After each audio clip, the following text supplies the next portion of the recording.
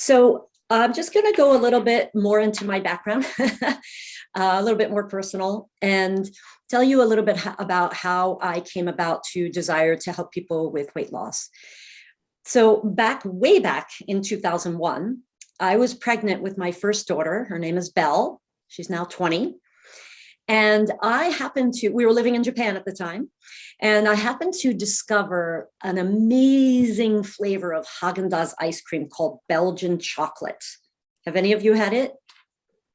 Yeah, if you go to the Haagen-Dazs store, they have it there. But I recommend just staying away from it because, that was definitely a downfall for me for a long time.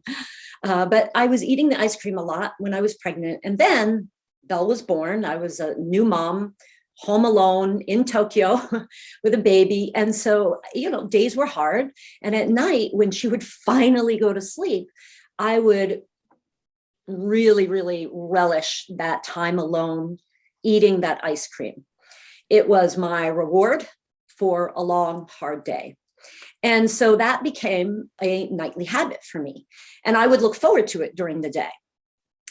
I pretty much started to eat that ice cream every single night. And for the first 7 years of Belle's life, I ate it almost, and I didn't eat the whole pint. I would eat, and then I would leave like a little layer on the bottom just so I could say I didn't eat the whole pint. But I was eating a lot of that ice cream and almost every night for years and years and years. And the truth is that during that period of time, I wasn't a nutritionist. I was a stay-at-home mom. I had another baby, Sonia. During that time, I didn't think it was a problem to be eating all that ice cream.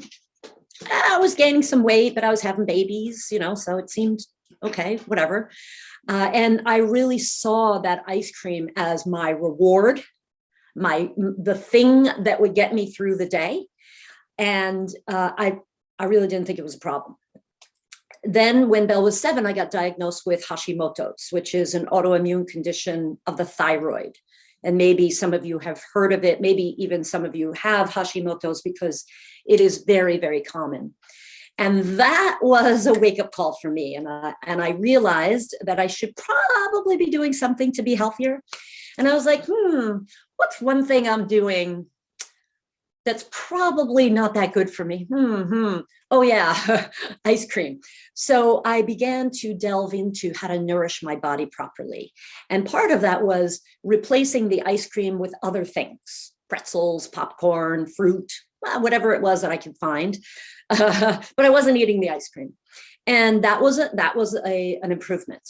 So for over the next few years, I entered nutrition school and I began to really get into learning how to nourish my body properly, which was wonderful, except for the fact that I was also becoming obsessed with healthy eating.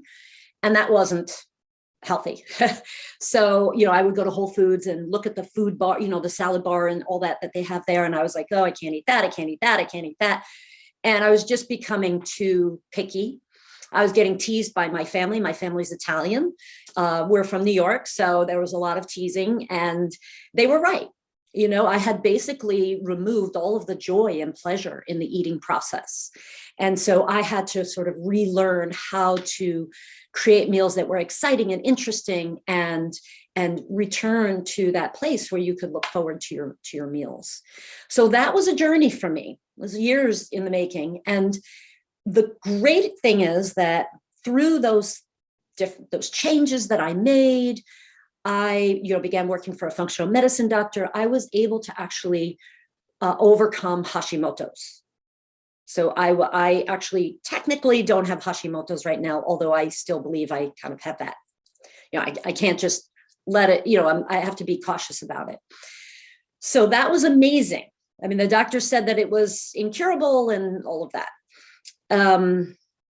So that was all fine and dandy, except for the fact that now I'm a nutritionist. My kids are getting older and I'm realizing that I have this addiction. Now, back then, I didn't call it an addiction. I called it a bad habit of, okay, I eat dinner, I'm not hungry, and I keep snacking and snacking. So 7 p.m., 8 p.m., 9 p.m., going into the kitchen and finding little things to snack on and going back up to my room and eating and going back down. Some of you may even be able to relate to this. I find that a lot of, especially women, talk about nighttime eating as being a problem. So I came to the realization that this wasn't really conducive for long-term health and weight management for myself. So I realized that I had to delve into the mindset. And one of the things that, when I started to journal. That was how I started. I just started to write down, before I'm munching, what's going through my mind. How do I feel the next day? And what some of the things that came up that I realized were, first of all, I was afraid to commit. And commitment is very important. A commitment is an agreement between you and yourself. So I was afraid to commit to stopping that nighttime eating because I thought it was going to be hard, that I was going to suffer, that I was going to be bad at it, and that I was going to fail. So I just didn't even try. And so that was, part of my journey. But for the next couple of years, I really worked on these habits. But I was able to finally overcome that addiction, where now I can have ice cream in the freezer. We're all good. I eat my dinner and I have a little snack and then I stop. And I don't eat after 6:30, 7 p.m. So that was a lot of work, and years of growth. But what I realized was that those 3 foundational factors, which Margaret talked about, eat nutritious, enjoy delicious, and be judicious, that came out of my own journey. And it is the foundation of what we do in our practice with our clients. And so the model of healthy hedonism, I'm going to share with you in the slides, is kind of comes from that foundation, although the terminology is a little bit different. So we are going to go into slides now. And I'm going to talk a little bit more, but then I'm going to present you with some information, but I do want to hear from all of you soon. So I just have to move a little things around here, open up the chat. Done a lot of Zoom presentations at this point. So we're talking about how to supercharge your success with healthy hedonism. But at this point, I think Maria shared with me that your group is business oriented, right? How do we normally you're talking about maybe LinkedIn or marketing or those sorts of things. So we will always bring this conversation back to relevance to your business success, because it is totally interwoven with this, is being at your absolute best in your life. So healthy hedonism, this is the model. Body wisdom, that's eat nutritious, nourish your body properly. The pursuit of pleasure, remembering to enjoy delicious, take pleasure in your foods and your fitness, whatever it is. And then commitment practice, which is all the stuff around mindset that, I have a tool belt. The nutritionists who work for me, we all have a tool belt, and we pull out all of these different mindset tools because healthy eating can be challenging. Healthy living can be challenging. So we have a lot of mindset tools that we help our clients with. But so when it comes to your business, why should you care? I'm sure there may be people on this call. There are definitely people out there who are like, it doesn't really matter what I eat. There are doctors who will say that. Believe me, I know, because I work with clients who have a diagnosis and the doctor says, oh, it doesn't really matter what you eat.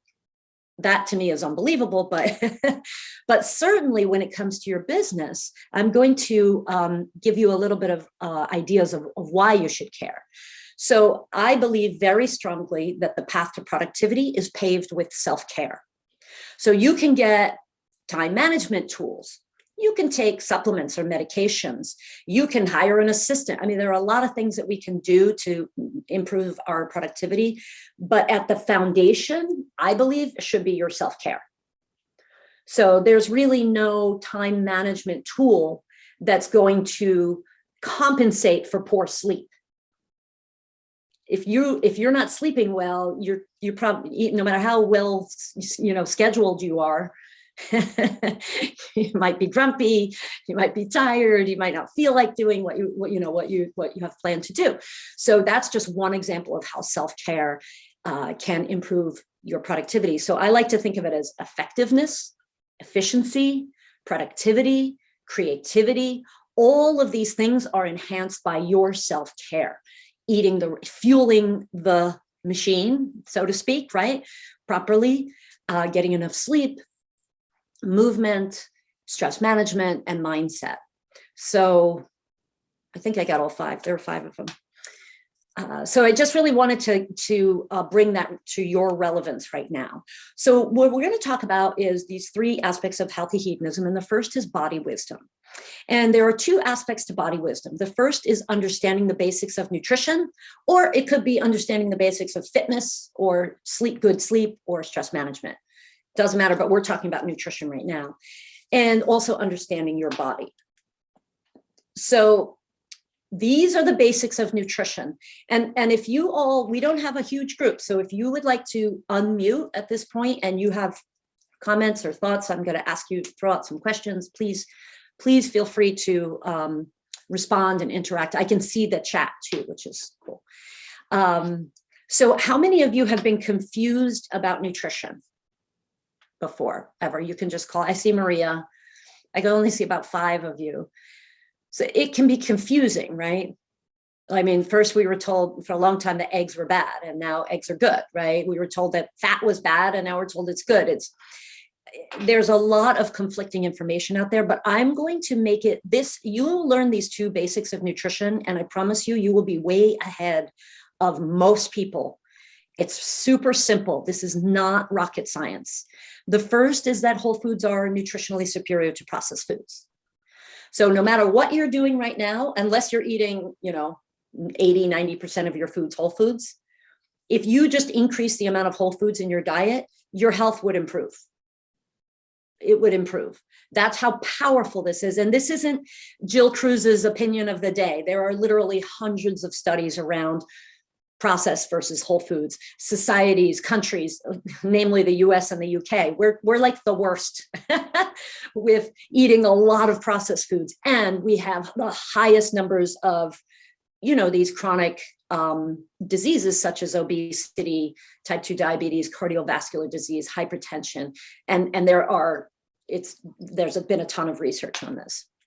The next piece is to know your macronutrients. And we will talk a little bit more about these in detail. So macronutrients are protein, fat, and carbohydrates. You'll hear me say often protein, fat, and fiber. Protein, fat, and fiber.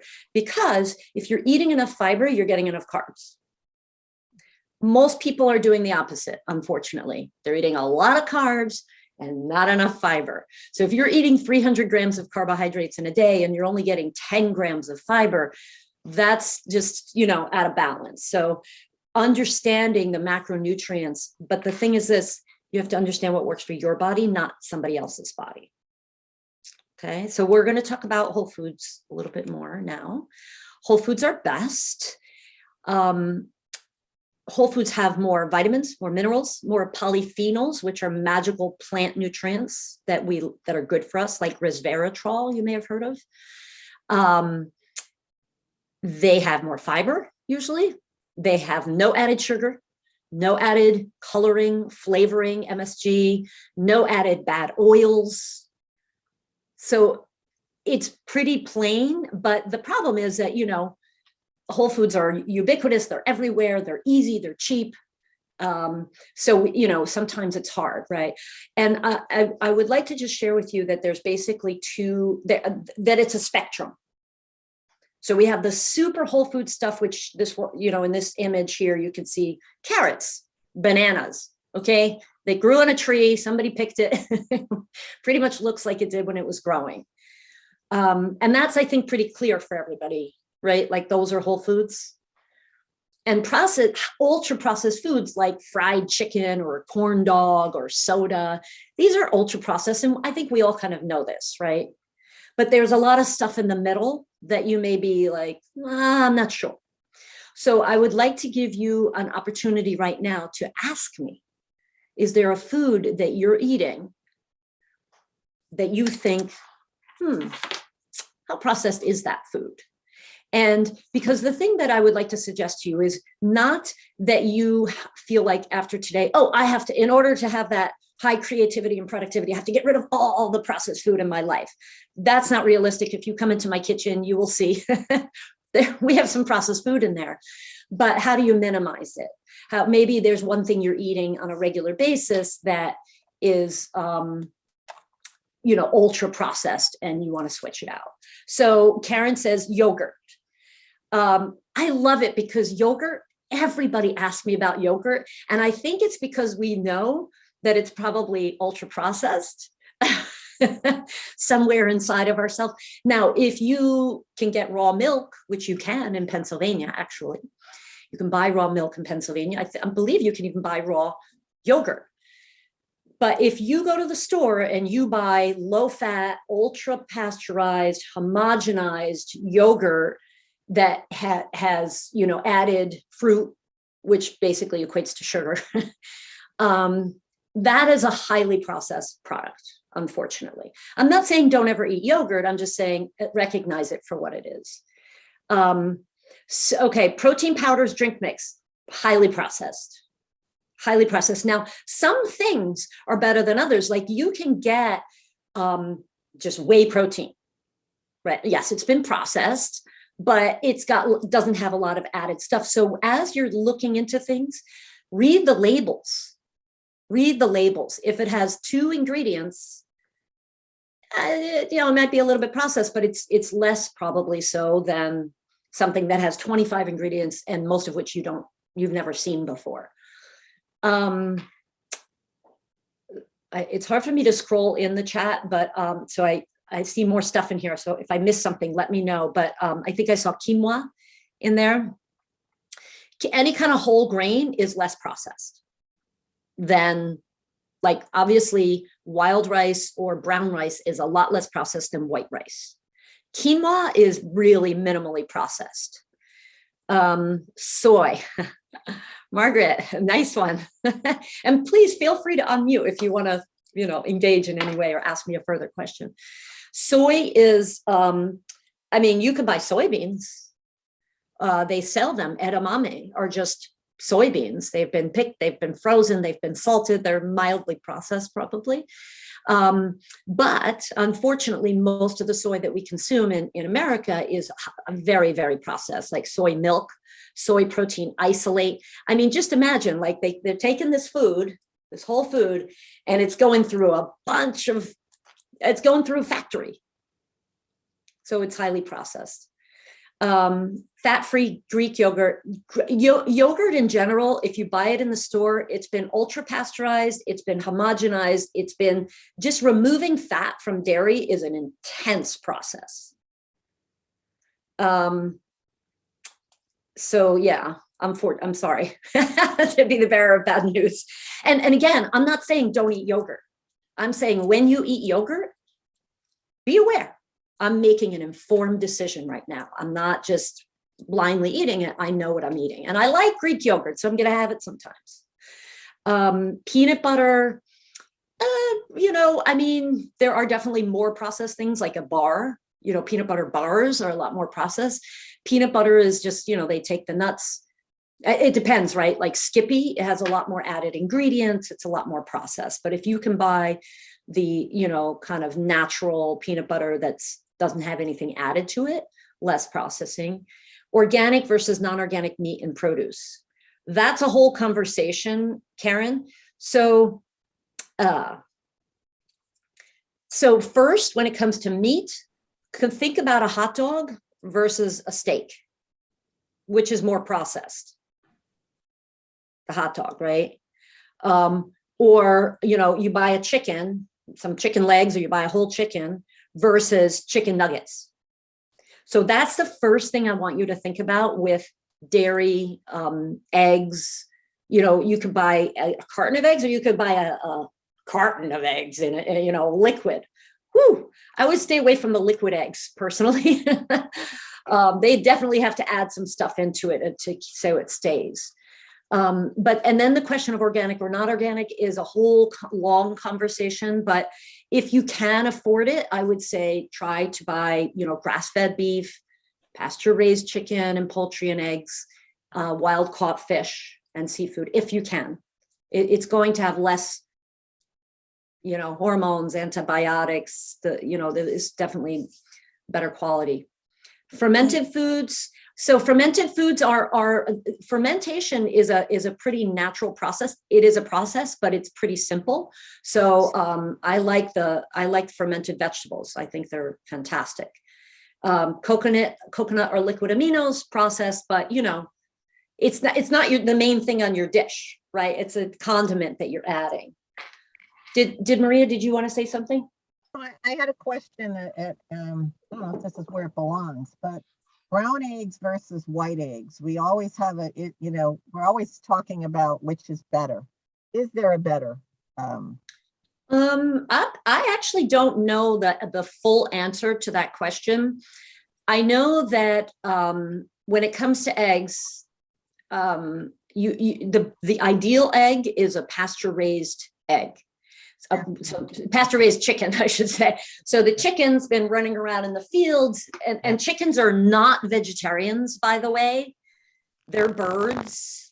They eat worms and bugs all day long. They are not vegetarians. So when you say vegetarian fed, what that means is that they didn't put chicken byproducts in the feed, which is something that's very common. Chicken or even other animal byproducts they add to the feed for protein.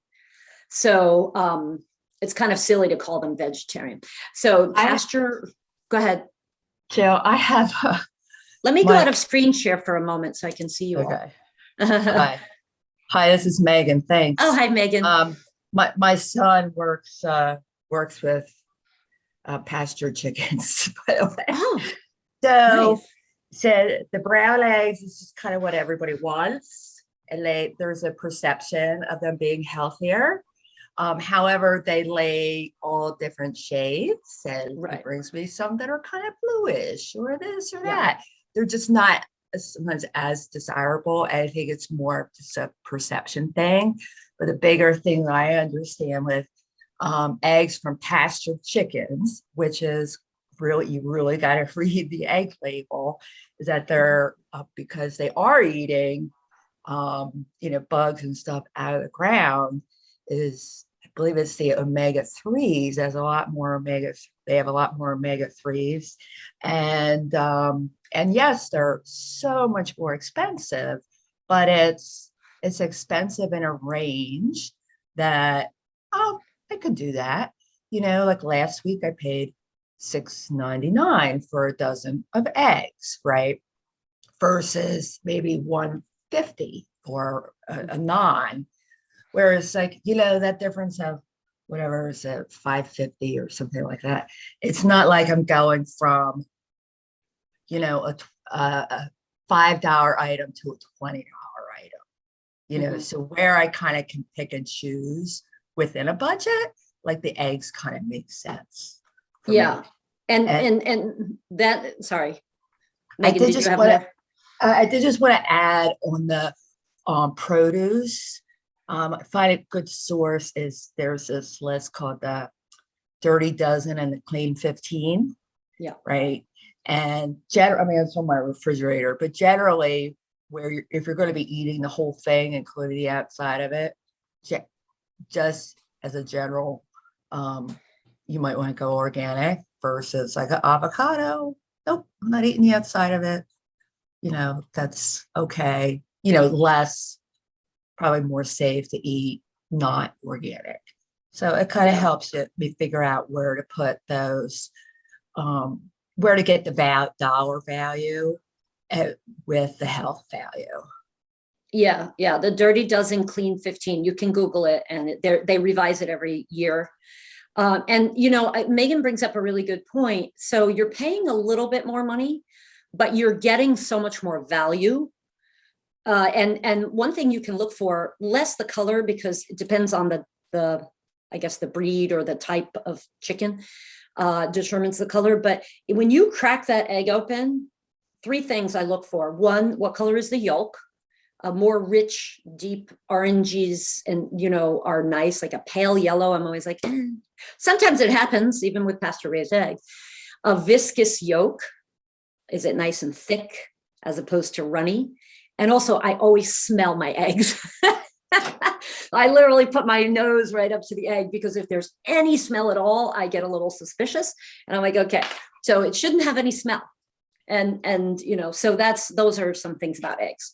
But you are getting more vitamins and minerals. You're getting more vitamin A, and you're getting the better composition of fatty acids. Exactly. So are going to move on from this to talk about whole macronutrients a little bit. So I'm sorry, just have to pull up that chat.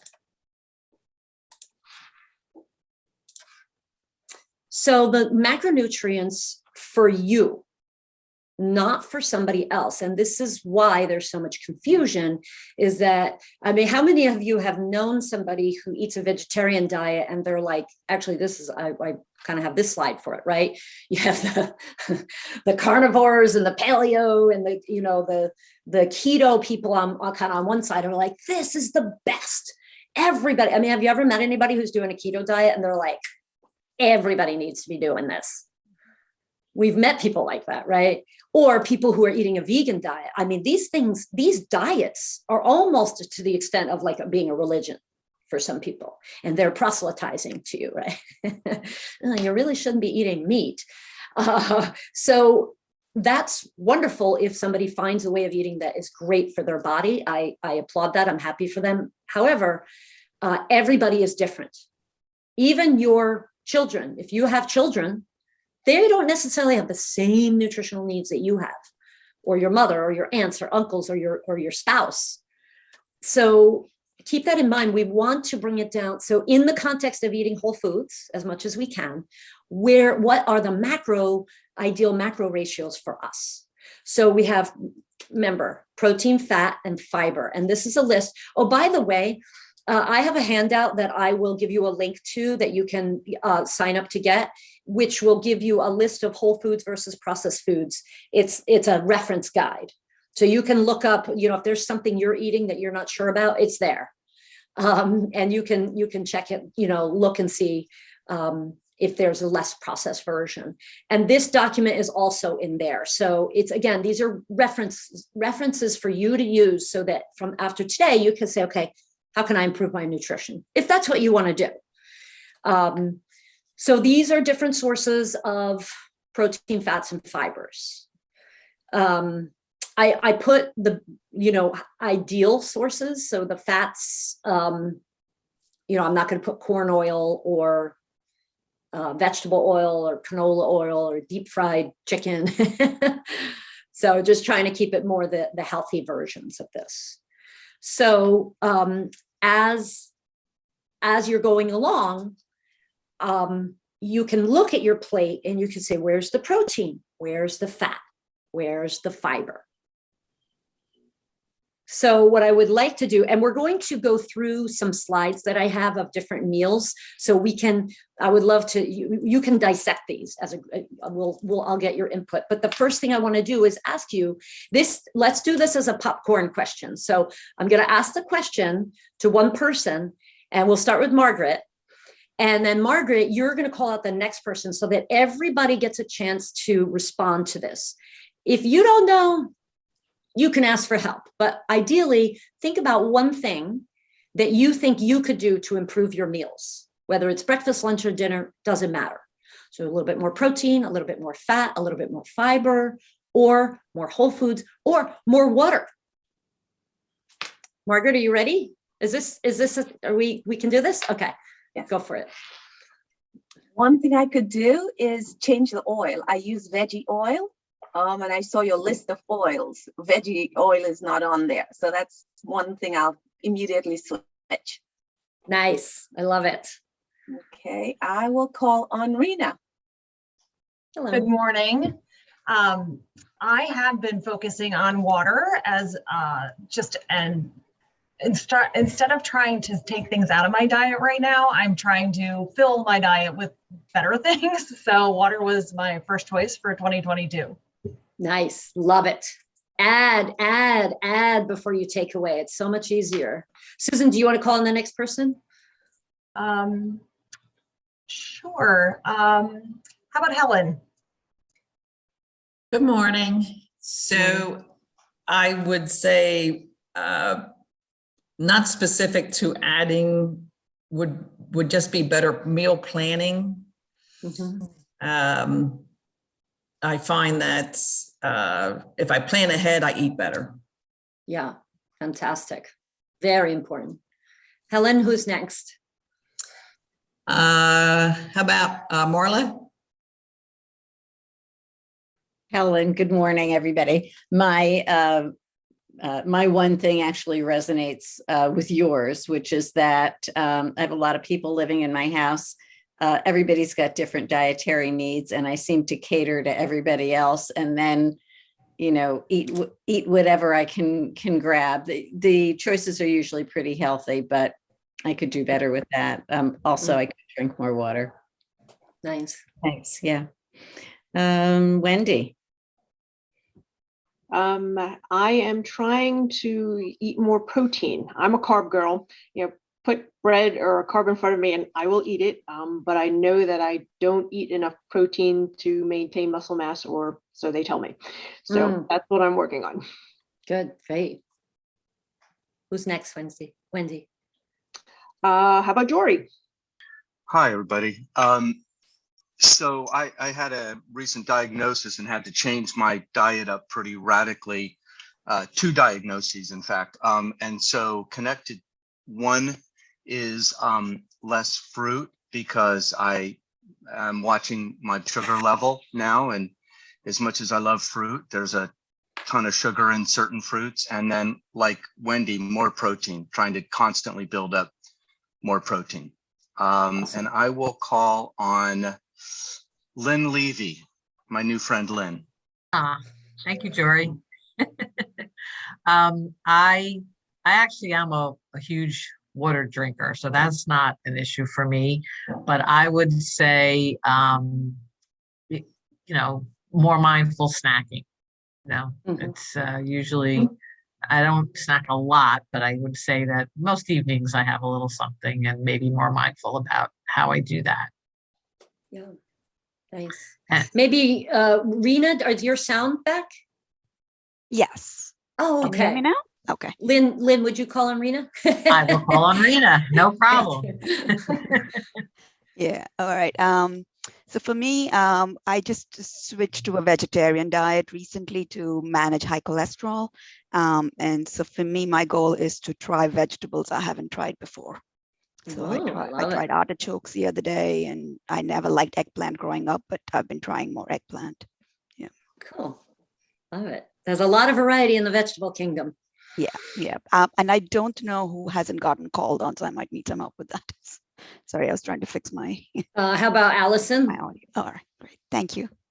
Good morning, everybody. I guess, so I love vegetables. It's just sometimes not maybe properly prepared. Like you just mentioned, eggplant. One of my favorite dishes is eggplant parm, far from healthy, but hey, it's a vegetable. But I guess adding more vegetables to my diet, but like healthier vegetables. So I also am a carb person. Grew up with pasta all the time. And, you know, I'll just have pasta and the vegetables, the gravy, the tomato sauce. So I need to get a little bit more creative there. Yeah, nice. Allison, do you want to call the next person? Oh, I forgot. Maria? Well, Allison, I'm a lot like you. Same kind of habits. But what I'm trying to do now is incorporate more salads into my meals, because I get lazy. I make the dinner and then I'm like, all right, we already have a vegetable in there. I don't want to make a salad. But now I'm trying to get more of those clean, healthy vegetables and do that. Wonderful. I will call on Zoe. I think I just need to plan ahead. Someone else said plan ahead better, because for me, when I don't plan ahead, I end up getting takeout, which is fine, but it's also way more expensive than just cooking your own food. And, you end up going to like get Thai food or something when you could have had like a protein and you get pad Thai or something, and that's not necessarily the most healthy. So just planning ahead better so I don't order so much takeout. Did Karen Spencer Kelly go yet? I don't think so. Not yet, Zoe. Thank you. Good morning, everyone. I've got one word, and it is sugar. If I were going to the chair, my last meal would be Good and Plenty and M&Ms. So I opt for sugar all the time. So when this conversation started, I thought I've just got to get rid of that. So that is my big sin, and I just need to work on that. And I will choose the other Karen, Carin. Morning. I think with the pandemic, generally, my household, we started to eat a little bit more healthy, keeping the refrigerators stocked with, lots of fruits, tend to cut down on, we would eat an orange for dessert as opposed to going to the ice cream. But I would say the one thing in looking, reflecting on your list, Jill, is, I don't know, it's going to sound bizarre, but I love oatmeal. It's like my comfort food for breakfast. But I use the Quaker processed, not the instant pack. So I think I'm doing it, myself good by making it on the stove in the morning, but maybe there's a benefit to going to steel cut. I don't know, but things become, you juggle eating well with managing time and clean up afterwards. So anyway, something for me to consider, I guess. Yeah, I think they taste better too. That's a good reason right there. Oh, you muted. Sorry. Is there somebody who hasn't gone yet? I think Lori, Megan. did you go? Okay, yes, thank you. I think for me, besides water, which I definitely need more of, it's variety. I discover a new food and then I have it 2 or 3 times every week, and then it gets to a point where I can't look at it anymore. So having balance, variety, I think would go a long way. Nice. Megan, have you gone? Not yet. Thanks, Lori. You're very welcome. One of the things I'm working on now is my significant other. I struggle to keep my weight below his, which is kind of tough sometimes. And I mean, he can eat. He has a very physical job, and we're very different. We have different needs, but we like to have a shared meal. So a lot of times what I do is like whatever we're eating, I might put mine like on a bed of greens, right? Like even last week, I think I made like a teriyaki with some coconut rice, but put it all on top of greens. And I put some his that way too, and he like, but just not as much. Yesterday I made a meatloaf and I just added there were black beans in there, and I think I put in some something else. Just try to, and that's sometimes kind of the challenge, just both get what we want and need in a shared meal. Yeah, I like to say beans and greens. You can get beans and greens, you get fiber. It's easy to remember. Yes, I think, for sure. And Janet, I think I think Janet is the last person. So Janet sent me a note that she's frozen, so she can't. Oh, I don't think she can jump in, but I think she can hear us. But did Margaret go? Margaret? Yes, we started with Margaret. Yes. All right. Oh yeah, we started. I put a link in the chat, which I can put later again too. That is a link to a quiz where you can kind of know where to get started. Like we talked about, some people need more carb types. That may be valid. Maybe you're somebody who does need more good carbs, right? Like fiber-rich carbs. So this quiz will kind of give you an idea if you're more of like a carb type person, more of a protein fat type person, or Lori, someone in the middle who needs a lot of variety.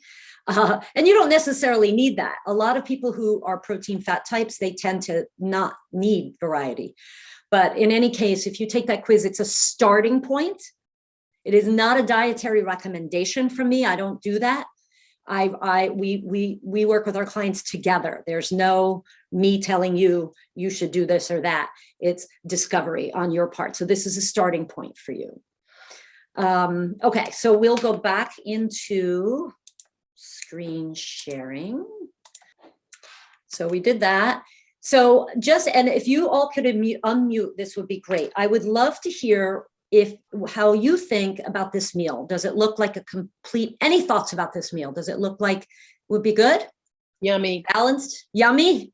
So we got some steak lovers in the house. Like it could use more green, like more green stuff. Potentially, yes. Yeah, I think it also depends on how many greens you ate in the day. But, some of these vegetables here, like mushrooms and zucchini and green beans and stuff, I mean, these you may not get in other meals. So it's good to have that variety if you can.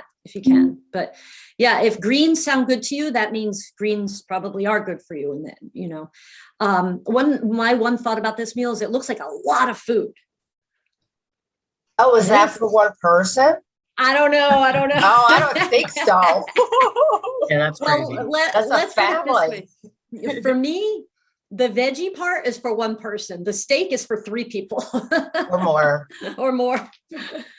But it also looks like an awful lot of preparation. Like I would love to have that. The odds of me taking the time to make it, slim to none. Yes. Yeah, I agree. It's a good point. But, nice fiber, go ahead. Sorry. It looks to me like everything could be done on the grill, Lori. I think it's easy. Yeah, potentially. I'm gonna differ. Lori, would you like to come over? I have a grill. If you want to come over. I'm with Lori. Looks delicious. So these are important points, right? Like, what do you have time for, right, Karen? Like, are you going to eat the whole oats or not? I'll give you, Karen, also a tip. If you take, and it just takes a moment, but you have to remember, if you take those steel cut oats and you put them in a bowl with water and a little bit, just a dash of salt the night before, they'll cook up much faster in the morning, and they'll be more bioavailable, more easily digestible. So let's look at something else. Any thoughts about this for breakfast or any other meal? Looks like there's yogurt there with cereal. That looks like a lot of yogurt to me. It looks like a lot of carbs. Yeah. It looks healthy, but it looks to me like packed sugar and yeah. It's one of those things like you'd feel good, like, oh, aren't I being healthy? And then you find out that you just blew all your calories and choices for the week. I love it. Yeah. It's highly processed, right? The cereal. Yeah. And the yogurt. But this is something I think like if you're at a hotel, you might be like, okay, I'm going to eat that instead of like a bunch of, pancakes or whatever. But yeah, I agree. What about this one? That looks healthy to me. I don't know what's on the right-hand side there. Are they potatoes? Cauliflower. Yeah, it looks like potatoes to me, like a potato salad or something. I'm not sure. And it has some zucchini, some tomatoes, some basil, and herbs are there. Any other thoughts about this? Balanced. It's what I've started eating a lot more fish, and I think back to when I was a kid. My mother used to have to fight with me to eat fish, and my mother has since passed away. And every time I go buy fish, I think of her saying, "You're buying fish." Oh, that's nice. Yeah, fish is a very super nutritious food. And I like, somebody said balance. There probably isn't a lot of fiber in this meal. So you may find yourself craving fiber or carbs. Usually we don't crave fiber, we crave carbs, right? But if you eat the fiber, then maybe you crave the carbs less. But that's, of course, individual. But it looks tasty. Sorry. A dish like that, you could add like a handful of beans to the salad, like garbanzo beans or black beans or something. And wouldn't that kind of amp up the fiber? Yes. Who's speaking? Because I can't see Megan. you. Megan, beautiful. I love it. So if you feel like you do need that more fiber, which most people do, lentils, chickpeas, black bean, whatever kind of beans you want, or you could even add like a nice green salad on the side. Absolutely. So augmenting is great. What about this one? highly processed. Processed. Yeah, there's a lot of processed food in here for sure. The turkey, unless sometimes you can go to the store, to the supermarket, and they have like a chunk of, they have like a roast beef that's actually just a beef that's been cooked, or a piece of turkey that's been cooked and sliced. But yeah, usually cold cuts are pretty processed, and bread pretty processed. But sometimes we're in a situation where we eat this, right? Maybe you're at the airport or something. So like a side of salad, a side of maybe chili, some bean, like lentil soup or something could enhance that. So I just wanted to have a little fun with that. So we talked about understanding your body, right? So how much protein you need, how much fat or fiber you need. How do we know? Right? You could look at the plate and you could say, well, that looks good, but then how do you know that it actually is good for you? And that's through observation. So this is part of body wisdom, right? How do you observe your body? So we have 6 factors that we want to pay attention to. The first is energy. Energy should be, these are the ideals. This is what the direction we're moving toward: consistent, abundant, all day long. So if you start eating a certain way, Zoe, it was who said, I think it was Zoe, you said you were starting to eat vegetarian. Are you now tired a lot because you've been changed your diet? If that's so, it doesn't mean the diet is bad. It just means maybe you have to tweak something, or maybe it means it doesn't work for you at all. So energy, mental clarity, you want to have a clear mind. How many of you have ever eaten a lunch and then went back to work and you just have like a shroud over your brain, right? Brain fog. That could be from a nice big bowl of pasta or something, or a really heavy meal. So what you eat affects your energy and your mental clarity. And guess what? Your productivity, your creativity, your efficiency, your effectiveness in work is all directly impacted by your energy and your mental clarity. So I'm trying to make a case for fuel your body properly so that you have better energy, better mental clarity, and also mood. That's the third one that I think it can affect your work, right? Like if you're grumpy because you didn't eat enough or you didn't eat the right foods, it's hard to interface with clients and be, give good service.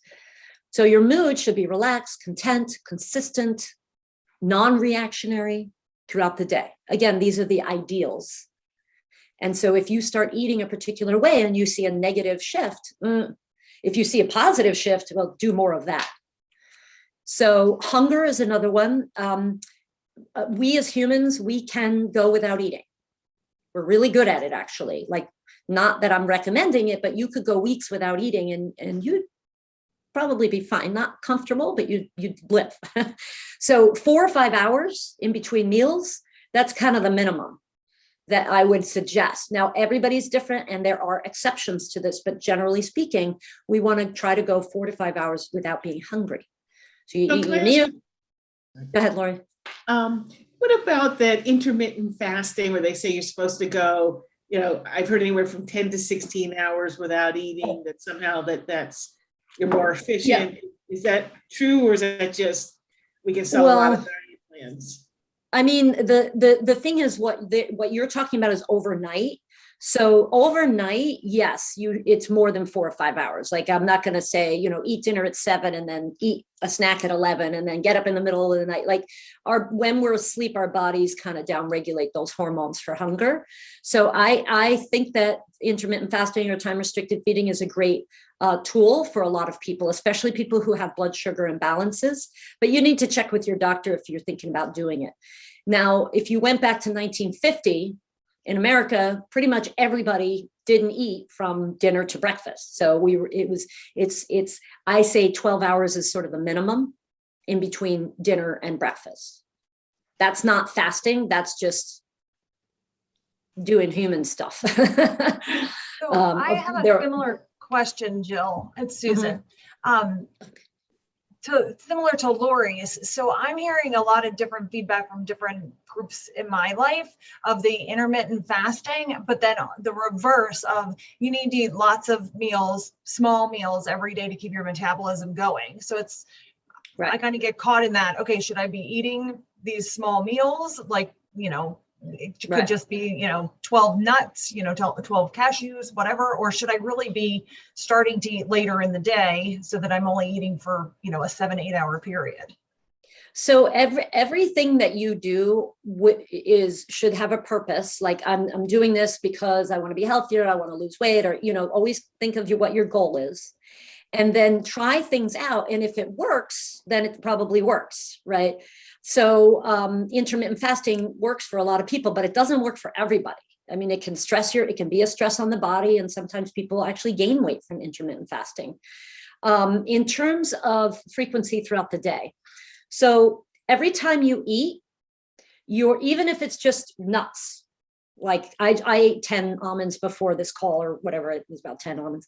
When I ate that, my insulin went up a little bit, not much, but it does go up. When insulin is up, fat burning from your body, like the body fat, is turned off. That's what insulin does, because you don't need fuel from your fat if you've just eaten. So if you eat frequently throughout the day, you're raising your insulin, you're turning off fat burning. So that's something to keep in mind. I think I know that there are people who do frequent small meals throughout the day, and some people lose weight doing that, but I don't think it's a good long-term strategy, because eventually your insulin's going to rise. Your insulin doesn't just go back down to zero after 2 hours after a meal. It rises a little, goes down a little, it rises a little, it goes down a little. So by nighttime, you may find yourself being very hungry because your insulin is elevated. So this is getting pretty technical, but I'm not a fan of like lots of snacking throughout the day for most people. So, and then we have cravings, should be minimal. There are two types of cravings. They're physical and they're habitual cravings. So my ice cream habit, my nighttime eating habit, that was a habitual craving, much harder to deal with. But what did I do? I learned how to nourish my body properly. So when you give your body the physical requirements of protein, fat, fibers, and water, you will reduce your physical cravings.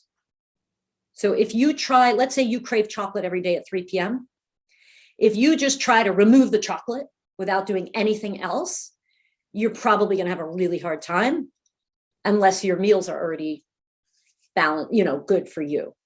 Does that make sense? So I had a client who we ask our clients to enter what they're eating into a food diary app. And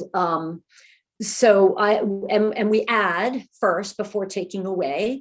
So we started adding fiber to her diet because she was not eating enough fiber. But every night I saw on her diary app, Cheez-Its. Cheez-Its are like, those orange crackers. She was weighing them. She was weighing them and eating them. So she was being very meticulous about it, but she still was eating those Cheez-Its every night. But one day, 3 weeks in, they were gone. The Cheez-Its were just gone. And I said to her, well, what happened to the Cheez-Its? She said, oh, those. So I don't need those anymore. And what it was that her body was craving, she was having physical cravings for carbs because she wasn't eating enough fiber. When she started eating enough fiber, the physical cravings went away. So it seems like magic, but it's not. It's not magic.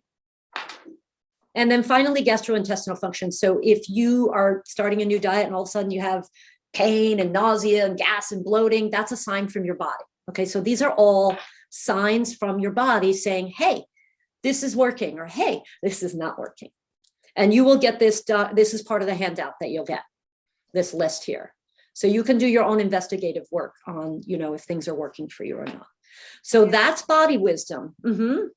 Why is it that when we eat something, it so affects our brain? And I started looking into that. I read somewhere it has to do with your vagus nerve. Have you ever heard this? That what you eat affects your brain? Yeah, because if you eat pasta and, you said mental fogginess, why is it that what we eat affects how we think? What is it about that? Well, some of it is blood sugar. Actually, probably a lot of it is blood sugar for a lot of people. You know, if your blood sugar is spiking and dropping, that's going to affect your mood and your mental clarity for sure. Yeah, but there are other things. There are a lot of other hormonal effects, you know, from your gut. There's a superhighway between your gut and your brain. The vagus nerve, it comes from the brain, innervates the digestive tract, the lungs, the heart, and it's the calming, it calms everything down. It gets you ready for digestion. So we want to stimulate the vagus nerve before we eat. But yeah, there are other, you know, nerves that connect, that go back and forth. So what I would like to do now, and since I think we're running a little bit past what I would like to, Zoe, can we do like 5 minutes of a breakout? And I would like for you to talk about what have you noticed about how food affects your body? I can put it in the chat so that it's there. So maybe groups of 2 or 3. Good. Okay, good. So we're going to go back into slides, and I'm going to talk about the next part, which is pursuing pleasure. But I'm going to move through it pretty quickly because hopefully I don't have to try to convince you all that you should look forward to your meals. But it is necessary. It's essential. It's not optional. Okay, that's the big thought that I want to leave you with. It is not optional. If you are not looking forward to your meals, that means that it's probably not going to be sustainable. Now, there is a small number of people, they're usually former Navy SEALs or Marines or something, that are really highly disciplined, and maybe they can do that. But I don't think, you know, for overall health, we really want to enjoy our foods. And oh, what a surprise. Whole foods are more delicious than processed foods. So I'm super excited about that, because the thing is that whole foods have an abundance of aromas. They're not just relying on flavors. Remember, processed foods are designed in a lab. Specifically, they have all kinds of teams of people, scientists and marketing people, who are trying to design the food that's going to make you want to eat the whole bag, right? They're designed to be addictive. They're designed to be highly palatable on our tongue, on the taste, right? Salty, sweet, you know, MSG, which is umami. But whole foods have all of these different aromas, which make them more delicious. So I will leave it at that, you know, if you can look forward to your meals, if you can tap into your body wisdom, then that will maximize your health. And more importantly, it will lead to sustainability. Sustainability is everything. Consistency is great. It may take time to be fully consistent, but ideally you get better results from consistency. And this is with anything, right? This could be your business practices. It could be anything. So we want to have that consistency and sustainability. And in order to do that, we have to be nourishing our bodies properly and enjoying our food. Very important. So the next part I'm going to talk about is commitment practice. Let me see if I saw something come up in the chat, but I don't, well, I'll get to it after, okay, the chat. If you want to be super successful in your business and your life, you have to commit to prioritizing your life. Now, there may be people who would disagree. I have a client, she destroyed her body for 15 years, but eventually she broke down. So, and not only is it not about breaking down, it's about being your best. So, you know, it takes time. Zoe and I were talking about, you know, time stuff, right? And we've even, to others in this call, have talked about it. It takes time. It takes effort. It takes, you know, a little bit of commitment, right? But when you are nourishing your body properly and you're getting enough sleep and all of that, you're just better. You're just better. You're in a better mood. You have more energy. You're more creative. So that's why I'm making a strong argument for the commitment to self-care. So the third part is commitment practice. And Zoe, did you start the recording? Yes, it's recording. Oh, okay. I don't remember that happening, so I just wanted to check. So commitment practice. So when we decide that we want to make a change, first comes commitment. Commitment seems really hard. It's just a promise between you and yourself. I was afraid to commit to end my nighttime eating addiction, but once I did, it was like, oh, Okay, that wasn't that hard.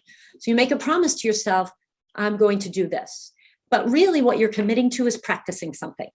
So a baby, when the baby is, 6, 7, 8, 9, 10 months old, 15 months old, whatever it is, starts to walk. And what do? They don't just stand up and walk perfectly. They stand up, they fall down. They stand up, they fall down. And then maybe they take a step and they fall down hundreds of times. So think about when you're developing, when you commit to something like drinking more water or eating more vegetables or eating less fruit or whatever it is that you've committed to or planning, that is you're committing to practice something. And inherent in the word practice is that you're not perfect at it. You're learning. So keep that in mind, and you can always recommit. So you do something just like the baby. Every day the baby recommits to walking, right? Baby doesn't get up and say, oh, I sucked at walking yesterday, so I'm just giving up. No. So you're allowed to fail and recommit.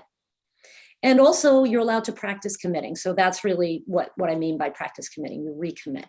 So I'd like to do a little exercise with you. And this is a lot of what we talked about is bringing awareness to the practices that you are focused on. So being present is very important. So committing and being present. We have about 7 or 8 mindset tools that we use with our clients. We start with commitment and awareness. What am I eating? I don't know. Let me look at it for a couple of weeks before I start to berate myself for being a bad eater. I can't tell you how many times they start entering their food and they go, oh, I don't eat as bad as I thought I did. So that awareness, that commitment, and then the awareness, that's the starting point. So I'd like to do a little exercise with you about bringing awareness to yourself and to the outer environment. This is called the loop of awareness. And so I'd like you to get into a state where you're kind of focused, maybe 2 feet on the floor. You could sit back in your chair, just, get into the present a little bit, put your phone away or whatever. And then you can close your eyes. It's probably easier if you close your eyes. And what we're going to do is I'm going to ask you to focus your awareness inside your body. And notice any physical sensations or emotions. So maybe you're already thinking about your 8:30 call or 9:30 call. Maybe you notice your breath or tightness in your shoulder. So you do a little body scan. Maybe your neck and your shoulders are tight. You could move. It's okay to move a little. And now I'd like to ask you to put your attention on one thing in your body that you noticed. It could be an emotion or a physical sensation. And give it a little love and appreciation. You could breathe into it if that feels good. Maybe it's something that you're not happy with in your body. That's okay. Give it some love. Sometimes I like to imagine I'm encasing or I'm folding in this thing that I don't like into a white light or a soft, pink, fluffy blanket. And now I'm going to invite you to bring your awareness outside of your body. So you may want to open your eyes. What do you see? What do you hear? Maybe you smell something or you feel a breeze. And give your attention and your appreciation to one thing that you notice. Could be birds outside or a truck driving by. Sometimes I notice a picture that I haven't looked at in a while. Oh, that's nice. Just a little appreciation.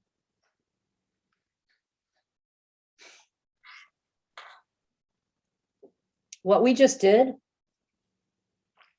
is called the loop of awareness, adding attention and appreciation. And this is where, so maybe your mind strayed a little bit when we were doing that. That's human, right? That's human nature. But mostly you were kind of focusing on being present with your body and then being present in the room or in your outer environment. This is a very, very powerful tool that you can use. It's free. You can use it whenever you want, and it can bring you right to the moment. It's a very wonderful tool to use when you sit down to eat. Am I feeling stressed right now? Oh, my heart is racing. Maybe I should take a couple of deep breaths before I eat, calm my nervous system down. Get that vagus nerve enacted. So this is a tool that I'm giving you. So the recommit, remember, you don't have to be perfect. You just recommit. Today is a new day. And bringing awareness to the eating process. You could use this with fitness when you take a walk. Oh, this is a great thing to do when you take a walk.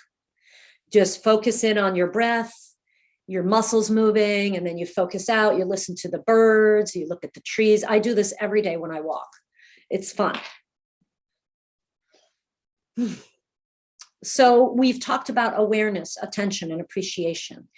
And we've talked about body wisdom. And what these bring you is confidence, ease, pleasure, and ultimately success. These are all tools that you can use to bring you to a more successful place with your eating and therefore your life and your work. So that's healthy hedonism. And so I want to leave a couple of minutes for questions. What will you commit to today? If you would like to call it out, I would be happy to hear it. Sometimes when you commit to something out loud to others, it has more power. But just one thing, because we talked about a lot of things, but I want you to think about one thing that kind of resonates with you. You could write it down or you could call it out. No ice cream tonight. Okay, I like it. I don't know who said that, but tonight, I like that. One night, right? Day by day.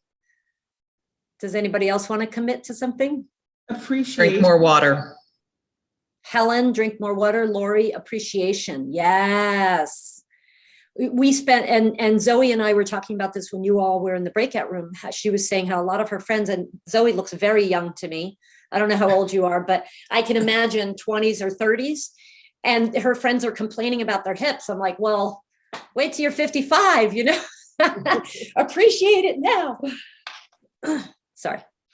Any other commitment? Okay, Cut outside today. Cut out what? I said go outside. Oh, yes. They're wonderful for your health. Wonderful. So and again, this is the quiz. I'll put it back in the chat when I get off of screen share. The quiz, it's a place to start, not a place to end. And I also want to let you know that we host a monthly lunch and learns. They're complimentary. And then our next one is on April 19th at noon EST. And I have a guest coming. Her name is Sherry Hess. And so she talks all about flavor and how that can help you eat a healthier diet, which is so amazing. She did a TED Talk about it. So I am going to put that in the chat, the links for those. Let me just stop screen share. And if you have any questions, Maria said she was losing connectivity. Okay. So Allison had put a question in the chat earlier, which was, I think you were talking about trying things out and seeing what works for you. She was wondering how long do you have to try that plan to know if it's working or not? Oh, yeah. These feedback loops that I gave you, energy, mood, mental clarity, hunger, cravings, and GI, they're pretty quick feedback loops. I mean, you can figure it out. Now, you may have to try something and say, I'm not sure, and then try it again, and then maybe, a couple times, but you could figure out, for example, how much protein, fat, and fiber you need at breakfast within a week or two. If you're paying attention, you're journaling, you're writing down, how was my energy? How was my hunger? And keeping track of them. Again, I have to put that link in the chat too. Sorry, I forgot about that one.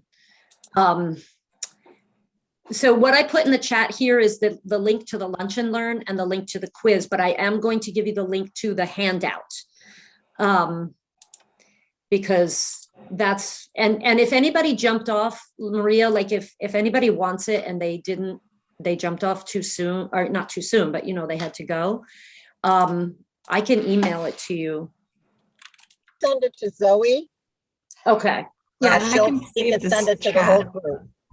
Okay. Yeah, I'll save the chat as well and just take the different links from it. Okay, cool. So that's the link now if you want that. And basically when you sign up for that, you're signing up for my email list. In full disclosure, if you don't want to be on my email list, you can just unsubscribe and get the document. But if you want to, I send out a weekly blog post and a weekly recipe. That's like our consistent stuff. It's kind of fun. It's 9:25. So I'm sorry if we didn't get to all the questions. Did anybody have a burning question? Because I know Maria wants to wrap up the announcements and things.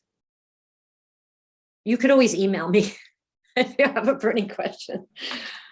Well, thank you, Jill. That was extremely insightful. Beacon is the premier executive networking organization serving the Mid-Atlantic region. To learn more, go to beaconforlife.org.